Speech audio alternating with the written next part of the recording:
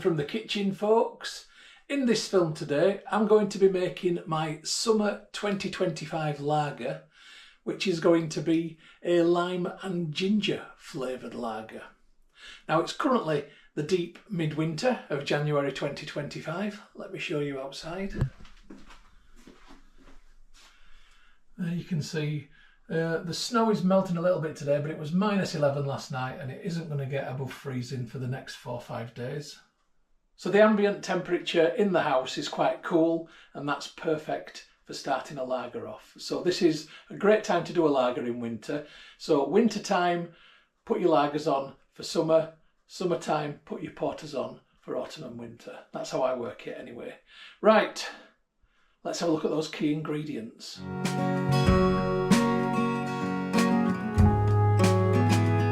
So here they are. I'm using a John Bull beer kit. It's a pilsner kit. It makes 40 pints, 22.5 litres. I'm probably going for about between 20 and 22. I'm hoping not to go over that. Alongside that, I've got some light spray malt, 500 grams. I've got 700 grams of dextrose monohydrate brewing sugar, just to up that ABV a little bit. I've got just under a litre of lime cordial from Asda. This is just standard lime cordial, nothing fancy for the lime flavour. The ginger, however, is coming from proper ginger root, and I've got some inside there which I'm going to break down and show you in a little while. I've got some yeast nutrient from Young's, which is going to feed the pilsner yeast, which is within the beer kit. And I'm going to be adding a bit of pectolase to hopefully achieve a clear of brew, because this might cause a bit of haziness. I might be wasting my time completely putting the pectolase in, but it certainly doesn't hurt to put a bit in anyway. Besides the ingredients that I've mentioned, I'm also going to be using about 15 litres of spring water. I may use a little bit more, but I won't be using any less. And I'm using spring water, A, because it's quite cheap in the UK, and B, I find it gives a cleaner taste than my tap water does, which is a bit chlorine-y. This is probably going to be either a whole day process or a 2-day process. We'll see how it goes. Let's crack on.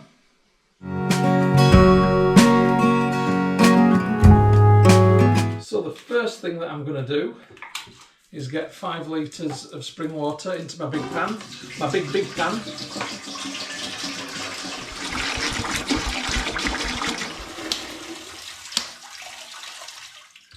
In fact, that went in very nicely.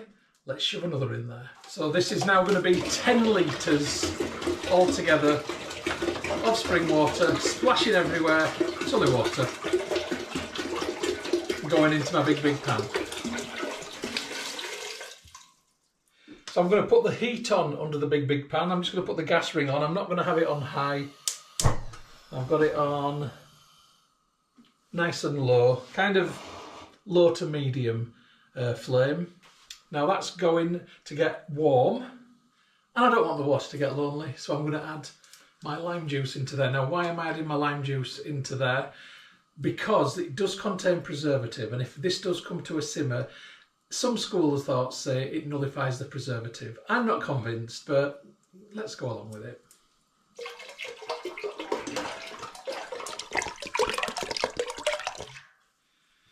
And that's plastic bottle number 3 for the recycler. All plastic in Leeds gets recycled, I'm pleased to say. And you know what? I don't want it to get lonely in there. Let's add the brewing sugar too.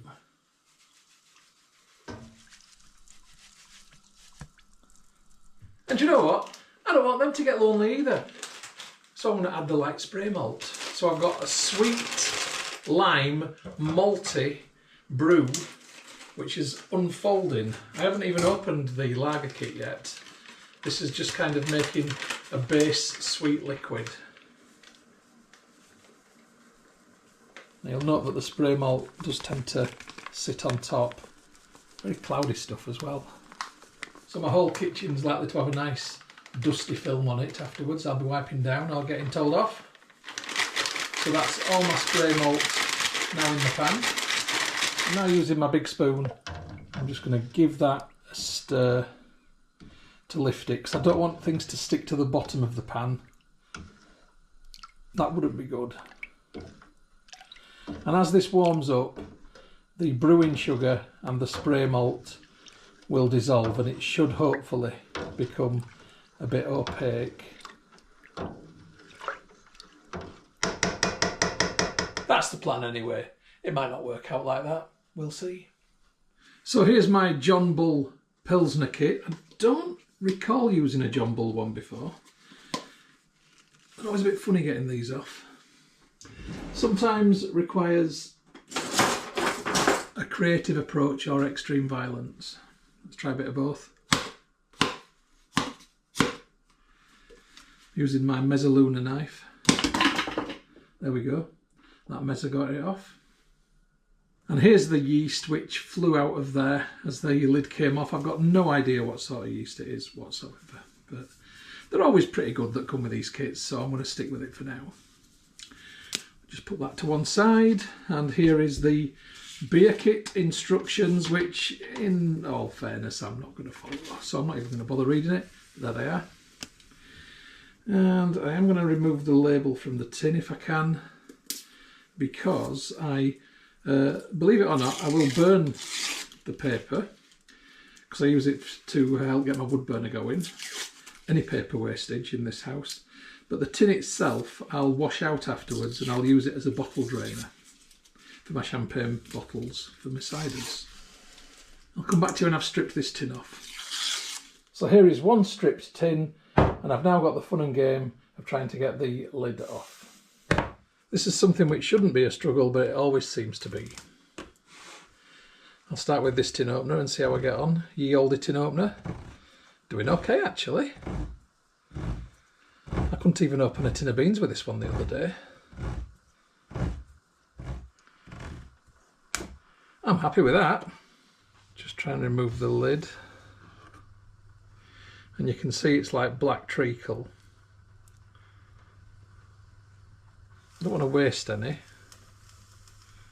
but at the same time I don't want to get it everywhere, so I might just have to sacrifice a little bit from the lid. That'll do.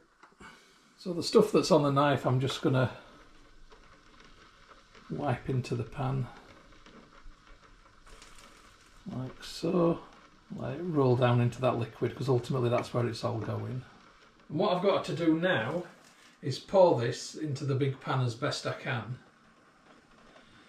So look at this blob, and this is just going to be thick ribbons which I'm going to pour around the pan. It's going to take a while, and it probably will just about fill the pan up.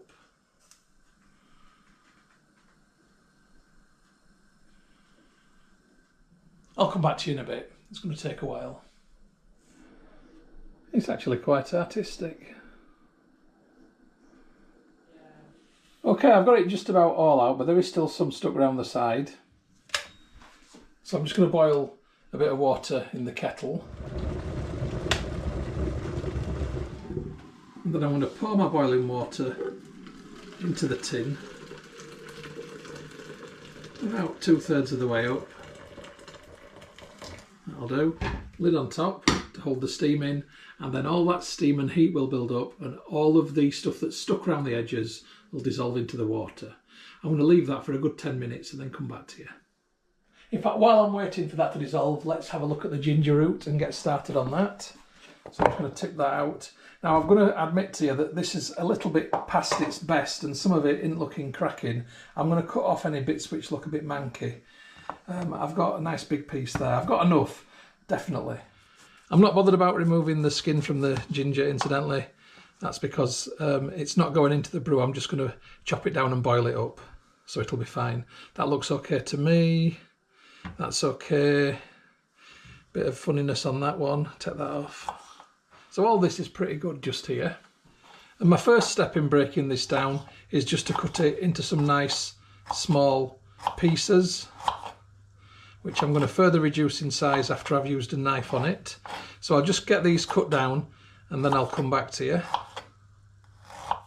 So there's my chopped ginger, and that's now going to go inside this device, which I don't know what it's called, but it's made by Pampered Chef. I call it a Whopper Chopper, because that's basically what it does, it chops. So I'm going to put some in To start with, just over half of it. Get this on top, and then you go like this.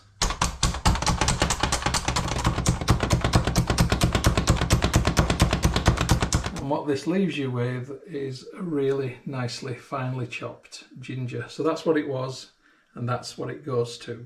And that is going to go straight into this awaiting pan. I've got to do that with this, back in a sec. So that's all my ginger now chopped down into this saucepan, and alongside that I'm going to add some water, about 2 litres of spring water. And I'm going to make a ginger tea, an infusion. So I'm going to put that on the back ring, get it on a low heat, and I'm going to leave that to simmer away. I need to put a lid on, but that is the lid which is over here. So let's come back to this and have a look. And look, everything has melted off the sides. So this lid can go over here. And now, using my oven gloves, because don't forget that's boiling water in a metal tin, I'm going to pick this up, give it a little swirl around. I think it'll be all right. And I'm going to tip this into the big pan. Still a bit of residual coming out, but not much. I think I'm fairly happy with that. Oh yeah, that's clean. That's clean enough and ready for the dishwasher. So it's going to become like these over here, which I just stand my champagne bottles in upside down to drain after I've washed them out. So now back over to the big pan, which is making some noises.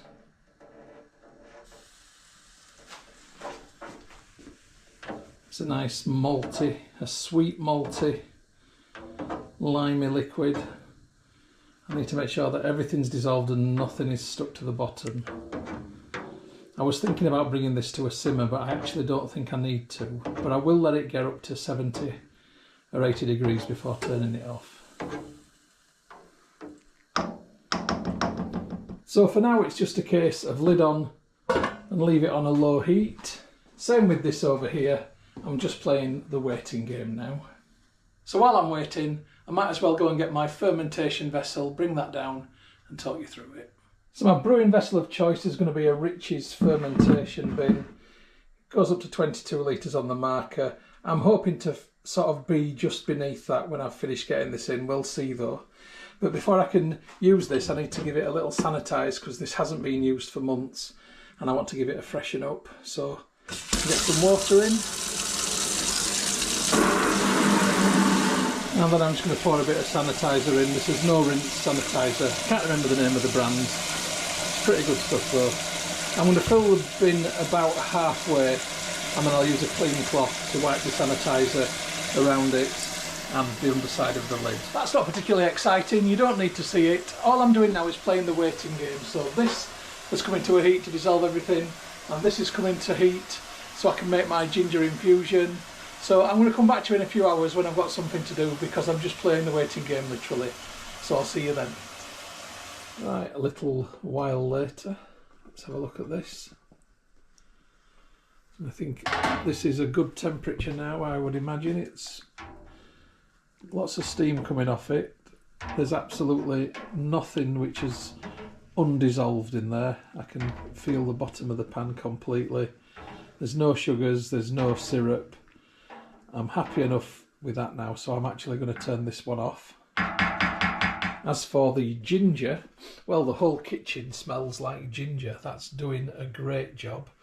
I'm going to give that another 10 minutes. So the heat on the big pan is now off. I want this to start to cool down. It's going to take a while. So what I'm going to do is replace the metal lid, which is holding the heat in, with this, which will let the heat and the steam escape, and it will hopefully also keep contaminants out. I'll just put the lid half perched on top like that, and that's going to let the heat out. And I am in fact going to do the same with my ginger. I'm going to take that off that hot ring at the back and put it on a cool ring at the front, remove the lid and pop a grill on top to let the heat out.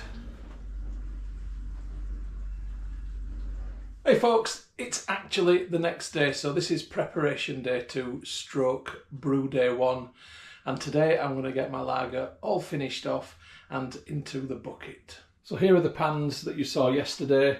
This one is now cold. This one is slightly warm, but by no means hot. It is just warmer than room temperature. I've got my fermentation bin sanitised over here and a couple of other bits of kit and another ingredient just there to go in also. So I'm going to begin by adding 3 litres of cold water into the bin, fermentation bin. That'll just protect the bottom of it from any heat. I mean, it's not going to damage it in any way, shape or form. I'm just being overly cautious. Next, I've got my colander, which I want to balance over the top of the bucket. Now, I did say with the ginger infusion that I've made that I was going to pulp it down. I don't think I need to. It really smells very gingery, so I'm just going to pour this in. I don't want the bits, however, to go into the lager, the bits of ginger flesh, because they might give it some funky flavours if I leave them in there. So I'm straining it with the colander.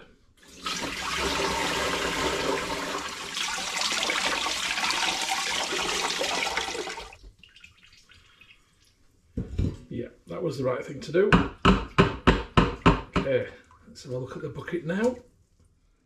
So the bucket is currently on 4.5 litres. I've got plenty more to go in. So now my big pan. Ugh! I'm wondering whether to attempt the big dramatic pour or whether it's going to go everywhere. It's very heavy. Let's have a look. How confident am I? Oh, let's just do it. In it goes. I didn't do too bad actually in terms of getting it everywhere. Now there's just a bit burnt onto the bottom, if you can see that. That's a bit of a shame, but I don't think it's going to do any damage. Now my bucket is currently on 18 litres. I'm going to add a bit more water, I think. I'd like to get it above 20. Yeah, I'm going to get some more spring water in there.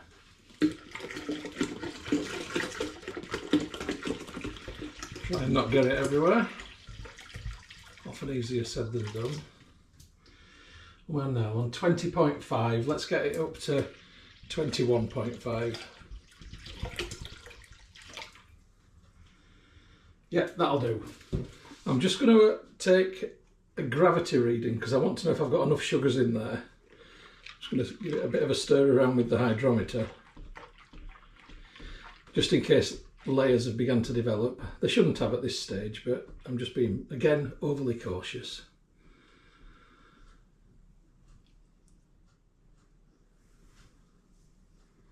Okay, I'm just going to have to wait for the foam on top to dissipate before I can read the hydrometer properly. So I'll come back to you shortly.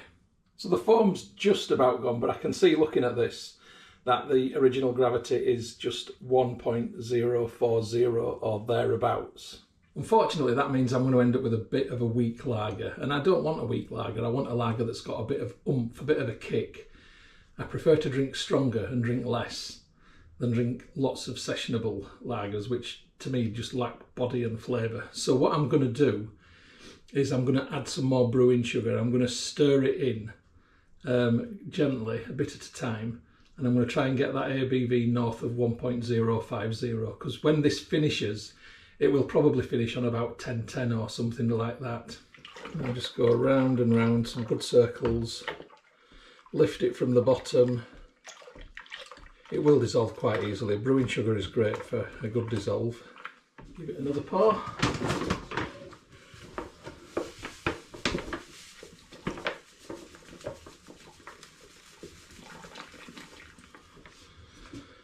And again, stir it round, stir it round. Okay, I'm just going to leave this to stop moving round and for the foam to hopefully die down again. And then I'll take another gravity reading, so back shortly. Right, let's have another go at reading the gravity. That's better. That's more what I'm looking for. Okay, what are we on? Oh, I've gone up 2 notches. Right, I'm starting on an original gravity of 1.062, 1062. I'm happy with that. This is going to be a good lager, which is what I wanted. 1.062. So I've got one more key ingredient which I neglected to mention earlier, and that's my hops. These are Cascade hops grown in my own garden. Nice and pungent. And I'm going to add the hops via a hop spider, I think is the technical term for it. Strange name, but anyway. These are going to be dry hopping in there. I'm just going to literally fill this up. It's like a big tea bag kind of thing. I'm going to leave them in there for about 10 days, maybe a little bit less, maybe a week, and then remove it. It may be that I remove this at the point of racking this into demijohns, or I just remove it after a week and leave it to carry on fermenting. Obviously everything that you put in there risks some cross-contamination, and I'm trying to keep everything as clean as possible. It's just part and parcel of the game, really. So I've got to fill this up with my hops. It's going to take me a minute because they're quite compressed and compact into here. I'll come back to you when my spider's full. Right, that's one full spider. So what I do now is put the lid on the spider. It just screws into place. That's it. Right, and it is literally a case of just dropping this into the bucket. Well, putting it in gently. That will eventually sink down, and the flavours from the hops will then filter out into the brew. This is a technique known as dry hopping. Some people just chuck the hops in and then filter it when it comes to bottling or racking, but I'm doing it this way. So I'm going to add a little bit of pectolase. It's possibly a waste of time. I've got about this much left in here. I'm just going to chuck it in. Yeast nutrient, I tend to find is worthwhile putting in. Give your yeast a good time and it looks after you. So I'm going to put probably the equivalent of 3 heaped dessert spoonfuls in there. If it keeps the yeast happy, I'm happy. So my yeast is the yeast which came with the lager kit. I have no idea what strain it is, but they've always been very good. Incidentally, my next lager kit that I'm doing, which I'll be setting off in about 3 weeks' time, hopefully, I'm going to make a saison. So I'm going to substitute the lager yeast for some saison yeast, which I've just ordered, and I'm going to make a rhubarb saison with that one. Maybe rhubarb and coriander. So the yeast just goes on top.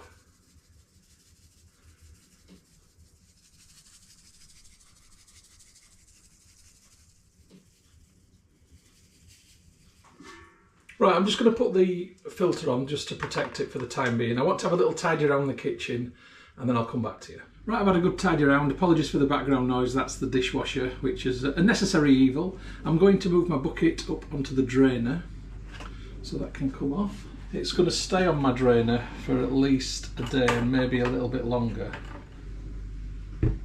Oh, heavy old thing, but they're great buckets, these.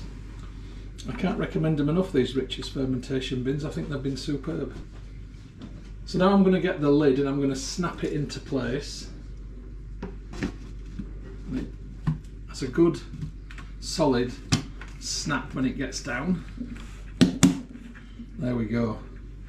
And that means that this is now airtight, and the only way that any air can get out or in is through the airlock, which I'm going to put a little bit of water in.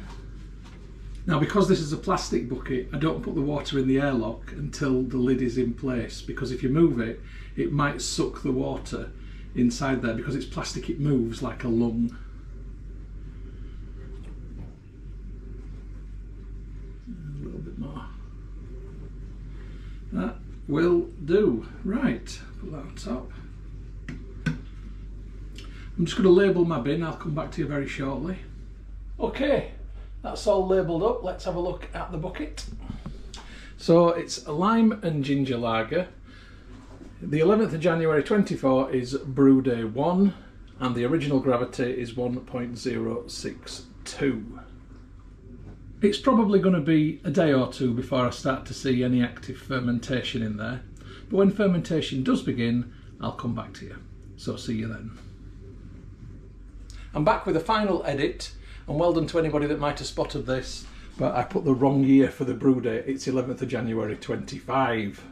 It's took me 11 days to actually make that mistake this year. I normally do it very, very frequently. Hopefully that's the last. Anyway, right, see you when fermentation begins. Hey folks, it's brew day 4 for my lime and ginger lager. Let's have a look at it. It's started bubbling. That has started this afternoon.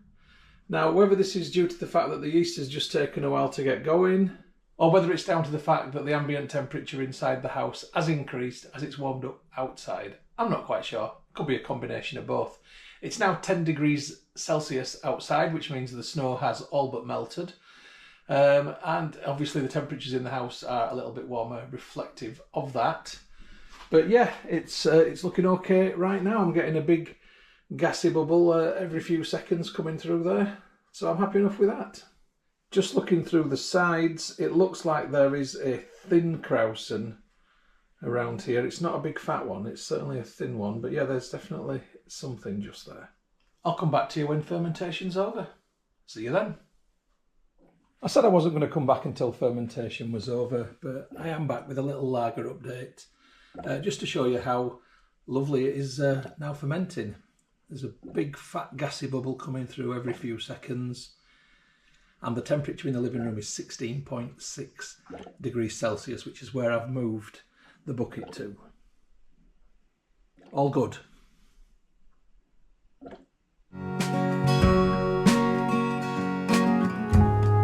Good evening from the kitchen, folks. It's brew day 9 for my lime and ginger lager.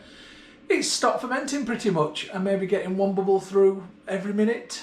So I think it's time to rack it into demijohns to finish off. Here it is. It's in the big bucket. All there as before.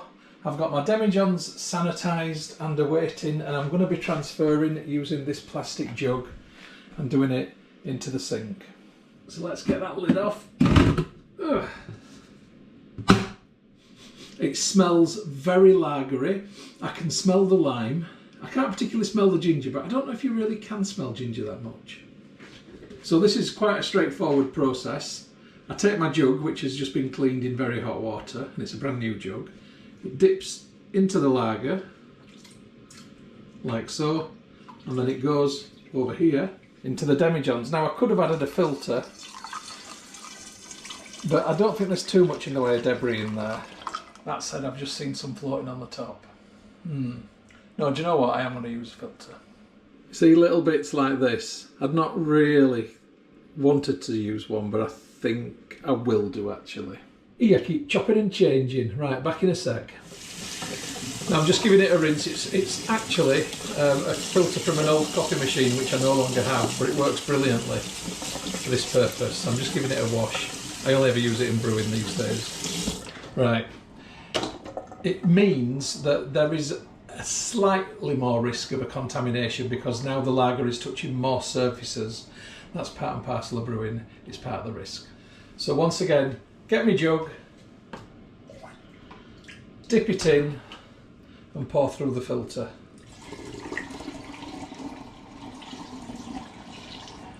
And when this goes into the demijohns, it will now spend a fair bit of time just settling, so I'll probably leave it for at least a couple of weeks in my office to settle and clear as best it can. I might even leave it longer. I'm not in any hurry. Once I've got the bungs in the demijohn, it's fine, it'll be protected. It will continue to produce a little bit of CO2, and that will expel any air out of the demijohns. So once the airlock's in place, it's pretty much just fine. I can just leave it. So let this one flood out, and that's my first demijohn full. Right, I'm just going to put an airlock in that demijohn, and it's my famous bendy airlock, but it still works just fine. Okay, there's positive pressure in there, and I can see that material is rising to the top within, so it definitely got some fermentation left, but it would be interesting to see what the gravity is in the bucket, so I'm just going to take that now before continuing. So in goes the hydrometer, which has also been cleaned. That has sank pretty nicely. I'll let you know what that is in a sec.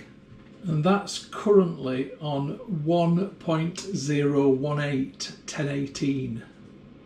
That's not bad at all. Right, I've got 1 demijohn done. I've got 3 more to go. You've seen me do it once. You don't need to watch me do it another 3 times. I'll come back to you when I've got all my demijohns filled. See you shortly. Okay, I've got my 4 demijohns over here. That was the first out, second, third and fourth. I'm going to label these up in a minute, but I'm just going to show you what I've got left here.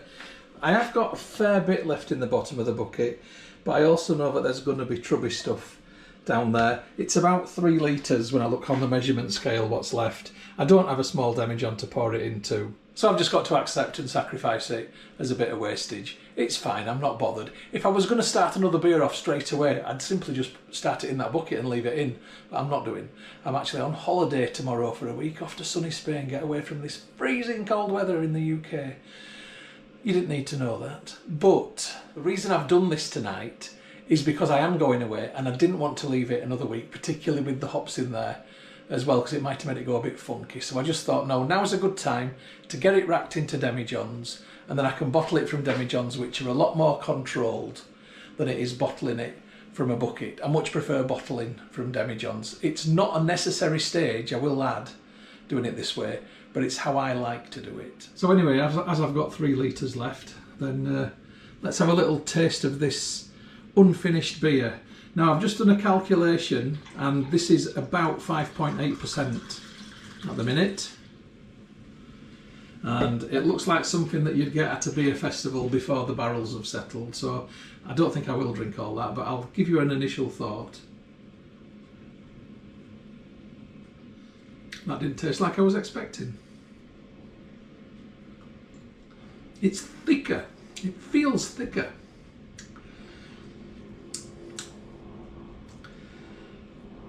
Yeah, it's definitely a beer of sort. I wouldn't have guessed it were going to be a lager though. The sweetness of the lime is there, but the flavour doesn't particularly come through. So it's the unfermentable sugars of the lime that I can taste. The ginger's not apparent, but there's a odd flavour which seemed to go on the top of my tongue, and I don't know what it was. It literally is a top of tongue thing. I don't know. Who knows? It's not ready anyway, so I'm going to sacrifice what's in here. So, sorry, bye. I'm going to come back to you in a minute when I've got rid of this, had a tidy round, label my demijohns. See you shortly. Right, that is done.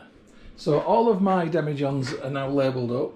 Lime and ginger lager, brew day 1 was 11th of Jan 25, racked on 20th of Jan 25, and I've got the gravities there, 1.062 to 1.018, as it currently is, but that will likely go down. And then there's a number, so that was the first one out, second, third and fourth. I'm going to move these into my office, which in terms of temperature is by far the coolest room in the house right now, and I'm going to leave them there while I go away, and I'll come back to you when I come back, and I think there's something worth reporting on. Right, so I'll catch you for bottling whenever that may be.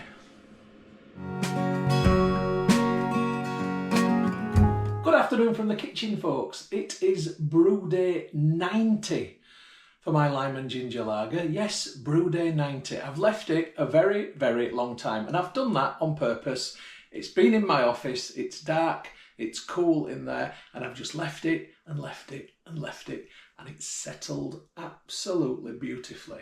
Now I've got it behind me on the windowsill, as you can see, and it's about to be in very bright sunshine. The sun has just got to that side of the top there, but it hasn't quite got to this bit yet, hopefully. I'm telling you this because I don't want you to think that I've kept this on there in the sunshine, because I do get comments from people saying, oh my God, I can't believe that you brewed it in the sunshine. I didn't. I've bottled it on there, and sometimes the sun is shining, okay? That's all.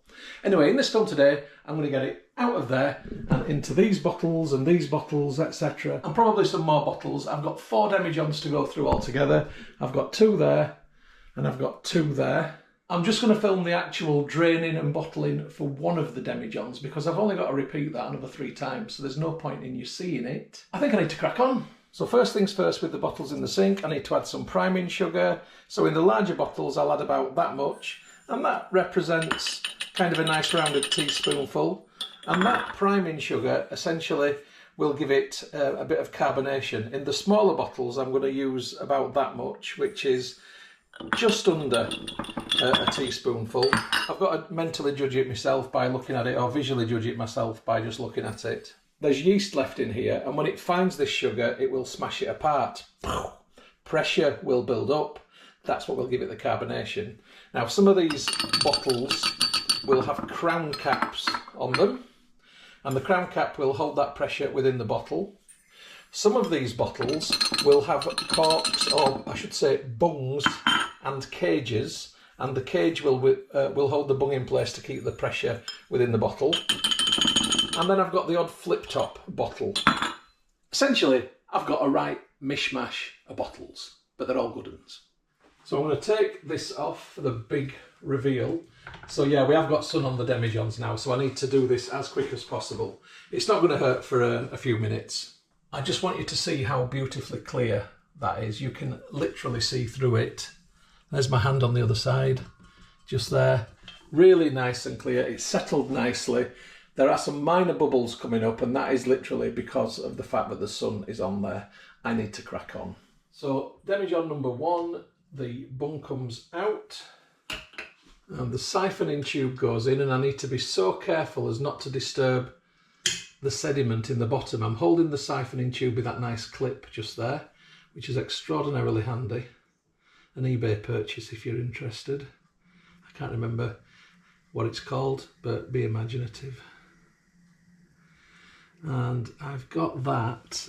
Oh, I've just touched the sediment. Right, I'm into the sediment. I'm just going to leave it where it is. The first bit that comes out will go into the hydrometer tube anyway. Let's rock and roll, kids. Right, murky murk, murk, murk, murk. Clear. Gone clear now. Nice and nice, nice, nice. And into bottle number 1. Right, so this is full, and it looks like I've got a nice low final gravity. We'll take a better look at that in a little while. I can hear lots of fizzing in this bottle as this is hitting the sugar. That's a good sign. It's coming through lovely though, looks really nice, I'll show you. And I've got a really good beery smell already. Right, up and into the next one. So you can see it's cleared the bit of sediment from the bottom of the demijohn, but that has ended up in the hydrometer tube, thankfully. And into the next bottle. There we go.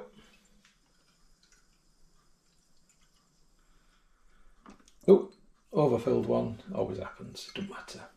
So I've got plenty more bottles on the go should I need them. These are all cleaned and sanitised and drained and ready to go. The other ones over there that are the other way around have still got sanitizer in them. But I've certainly got enough for the 2 demijohns just here. And this one's nearing the top now. This is an old Cobra bottle. I do like those bottles. More than the drink. Into that one. Can't see through some of these. It's difficult to judge, especially when the sun's in your eye. Oh, I can now. Right. It's a labour of love. Into the next one. Slightly overfilled that one. Doesn't matter. And I think I've got this just about right, actually, in terms of the number of bottles I've got in the sink. I don't like to blow my own trumpet, but I'm quite good at judging this. Usually. And keep going and keep going and keep going, and on to the next. final bottle. So this is going to be this summer's lager. We're drinking out there in the sunshine. It's currently not even Easter yet. We're just having a nice warm period. Look at that. Right, that's spot on. Okay, now when that drains out into this bottle, that's just going to be full enough. Super duper. Right, I'm happy with that. Get that demi-john away. Bring this one across. And what I'm going to do, because I'm going to be 5 minutes, I'm going to cover this demi-john back up with the heavy towel. That protects it from the sunlight. Okay, I need to get this lot now sealed. So in terms of the bottles that need a bung, I've got them here. They're in a very hot water. Sorry for the light and shadow effect incidentally on me. Can't do much about it. I push the bung into the bottle. Right, that's gone in quite easily, but it won't stay in because when the pressure builds up, it will go pew. Cage needed. So wire cage over the top of the bung, pulled tightly and then twisted nice and tight and snug and secure to hold it in place. So that is this bottle bunged and caged securely. I'm happy enough with that.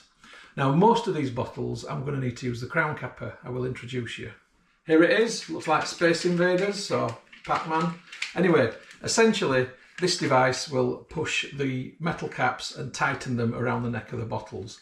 The metal caps I've got here in my sieve, and these have been boiled for a final sanitise, and I've just got to make sure that they haven't got any bits of rust inside, because I don't know why, but some of them seem to have rusted a little bit, which is something you wouldn't expect from metal caps you've bought from a home brew supply shop. But anyway, that one is nice and clean. So I'm going to take this bottle just here, a big one. I'm going to put that there. I'm going to introduce the crown capper on top. Now, I wouldn't normally do it up here on the worktop. I would do it down into the sink. So I've got better leverage and it's safer in case it flies over or tips over. But this is for demonstration purposes only.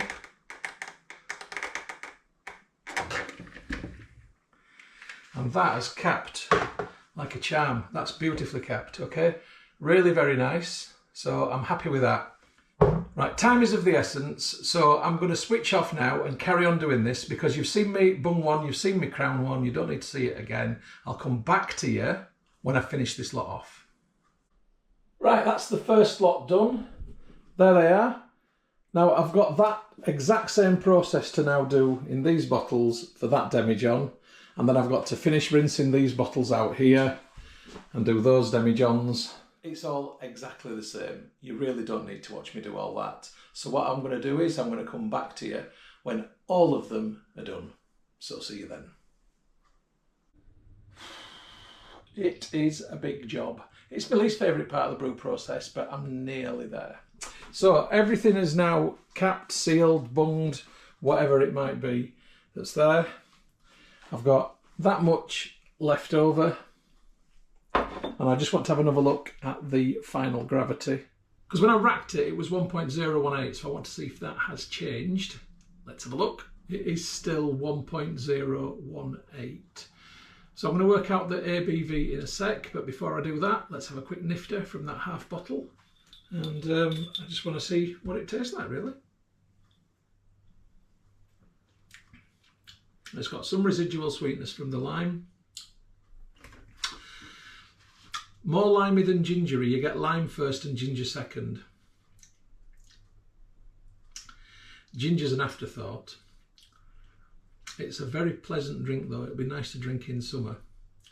This obviously needs to be conditioned, but I need to wash the bottles and label them first, and I've got a lot of clearing to do in this messy kitchen.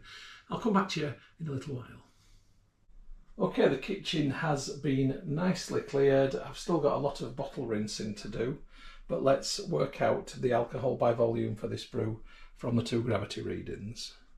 So 1.062 minus 1.018 equals 0.044 multiplied by 131.25 equals, drumroll please, 5.775%, 5.8%. That is a very respectable ABV for a summer lager. So 5.8%, I'm very happy with that. Right, onto this job. So this is a straightforward job. When I was bottling, I was getting the beer everywhere over the bottles, making them sticky, so I'm just going to literally give them all a shower with the shower tap to rinse any sticky off from the outside, because I don't want them sticky when I'm labelling them. So I'm just going to finish doing this and then I'll get back to you. Right, I've made this nice and straightforward label on my iPhone using a program called Printmaster. This is connected to a Fomamo Bluetooth printer, and I'm now going to print out 35 copies of this label because I've just counted and there's 35 bottles, I believe. It's going to take a minute.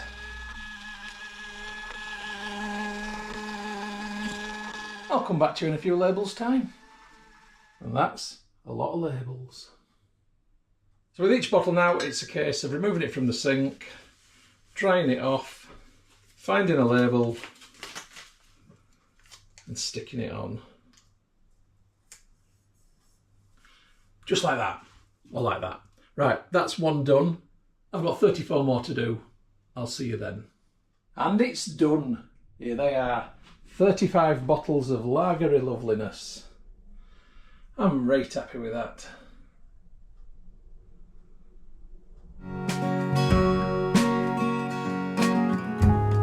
Welcome to the living room, folks. This is where some of my bottles are going to condition. So I've got 11 of my bottles up here, as you can see, with other bottles of other things.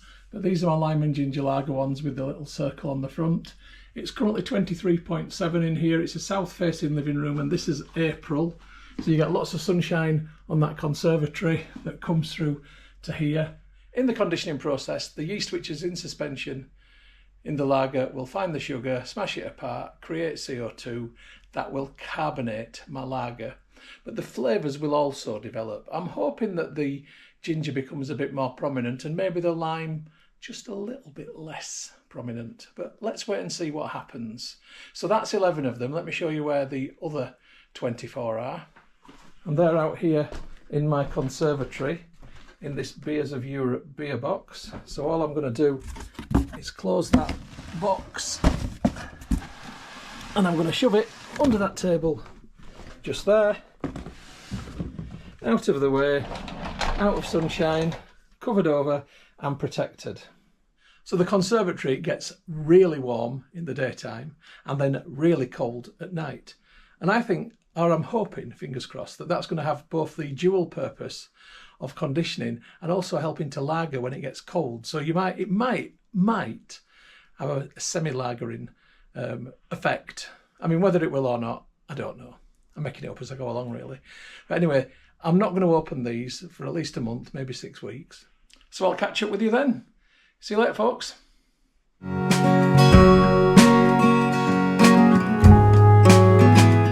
Good evening from the kitchen, folks. It is brew day 145 for my lime and ginger lager, and tonight it is the opening and tasting event. Now, this has been in the bottle conditioning for 5 or 6 weeks since I've bottled it.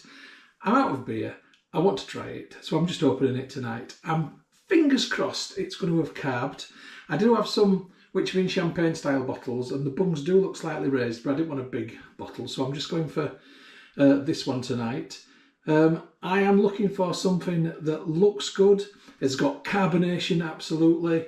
It's got bubbles, hopefully a head that it retains. It smells nice and it tastes of lime and ginger and lager or beer. Am I asking too much? Probably. If I can get most of those things, I'll be a happy chappy. Right, so when I open this, am I going to get a... Are we ready?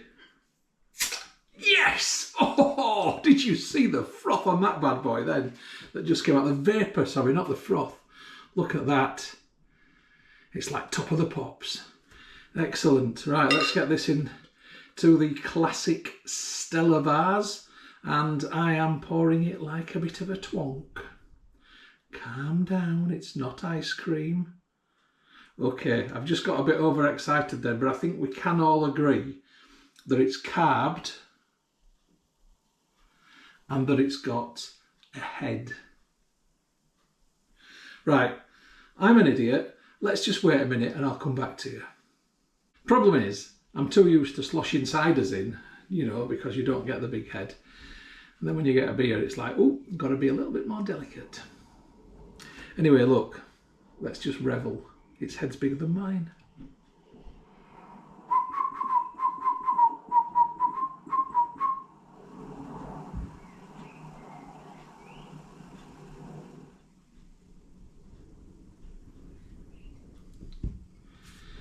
Stick a flake in it.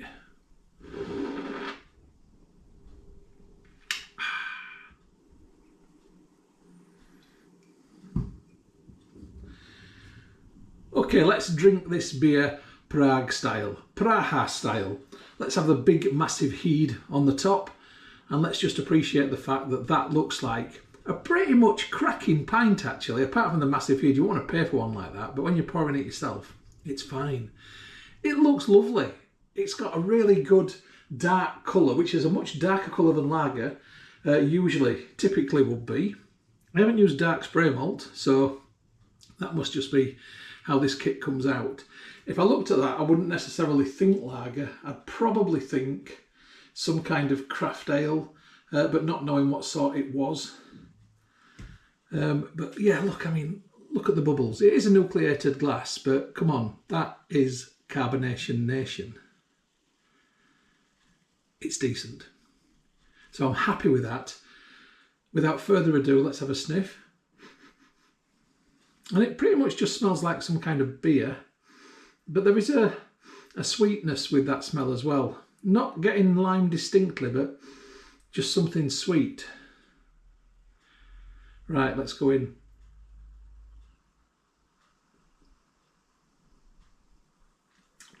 Really good bubbles. Nice malty flavour actually, much more malty than I expected it to be. The lime is there, but it's more sweet than it is limey. So that cordial that I've used must have had a lot of unfermentable sugars in it, because that definitely comes through in the flavour. It's a sweet lager, which is unusual, but not unpleasant, especially in summer.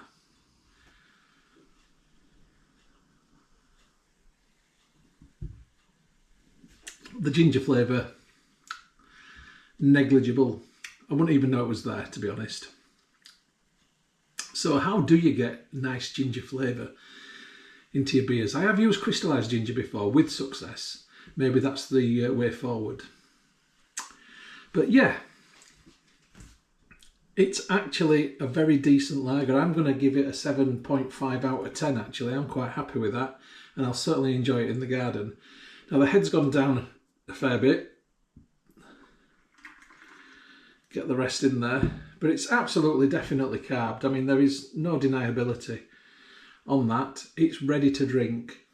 It's a pity I can't lager it, but it's wrong time of year now for me to be able to do that. But I'm going to try and get one on for October or thereabouts this time this year, so I can lager it in my shed over winter, and then it'll be like really crispy pilsner colour, hopefully. Anyway, look folks, it's a success. I'm going to enjoy this tonight. I hope you've enjoyed the film. It's been a long one, but hopefully it's been a good one. And I'll catch you on the next film, whatever that may be. Right, cheers folks. Pleasure as always.